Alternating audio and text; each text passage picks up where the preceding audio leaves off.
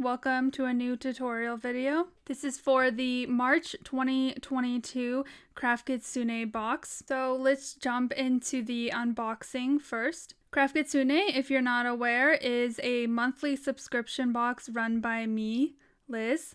So each month is a new craft kit primarily focused on resin crafting as well as a few other mediums throughout the year. You can find out more, including what the next theme is, by going to the website, which is in the description. Now let's go over each of the March kit supplies one by one. So first up, we have the supply list as well as some written instructions.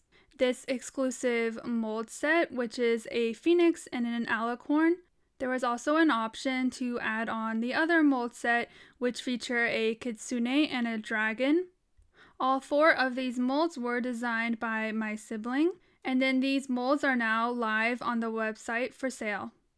Next we have 2-part 1:1 ratio resin. Then we have this supply everyone was really interested to try, which is a split cup for pouring resin. Then we have this set of alcohol inks, and so there are 4 colors. There's red, yellow, blue, and a white color. And then lastly, we have some photochromatic pigments. So there's 2 of them along with some applicators. So once you take them into the sunlight, they will change color like so. And that is the last supply. So now let's get into the tutorial portion of the video. As with any 2-part resin project, you'll want to mix it up and follow all instructions and precautions on the resin bottles. So what I did was pour a very thin layer of clear resin first into the mold, and then I will pop any bubbles that come to the surface. The goal is to get rid of as many bubbles as possible with this first initial layer. That way, when I pour the rest of the resin, there will hopefully be a lot less bubbles. So here I'm pouring the rest of my resin equally, or as equal as I can, into each of the sections of the pour cup.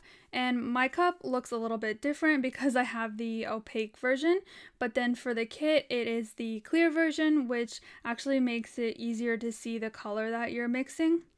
So then I'm going to add some pigments to each of the sections and make them different colors.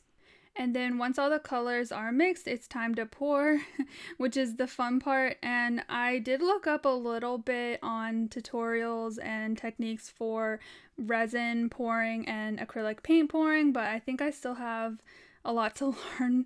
But there are some tips that I found that I'd like to share. So one tip is if you want really distinct and vibrant patterns and effects, then I suggest using opaque resin. So the distinctions between the colors will just be clearer and easier to see that way. And then the other tip I have is to use colors that contrast each other, so colors that are pretty different from each other, so you can see the distinctions between them more easily as well. And then here's a really quick speed through of a couple different pours that I did as well. So I'll show off how they look at the end of the video, but for now let's move on to a second technique you can try using this kit.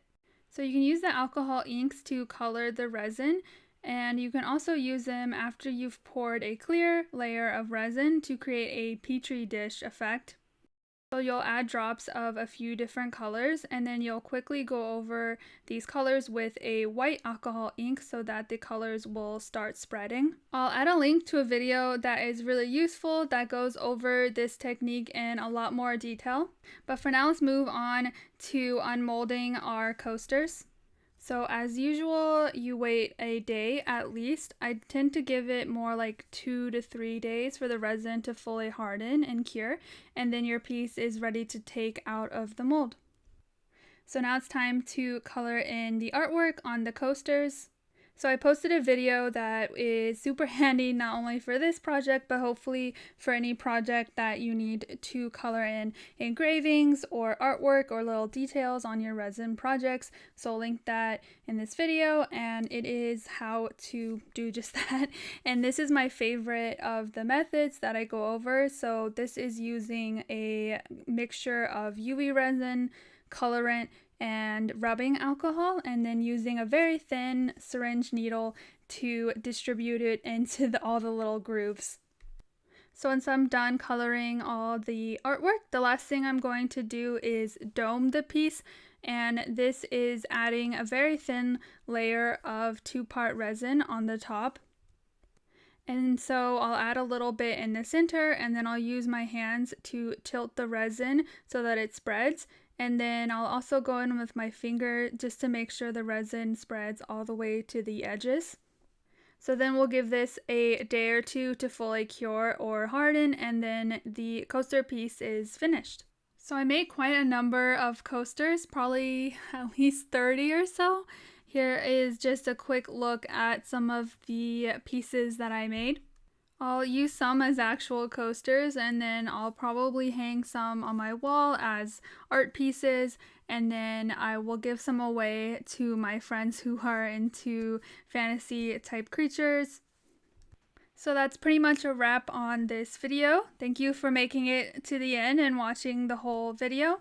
Again, if you have not heard of Craft Kitsune, you can find out more by going to the website.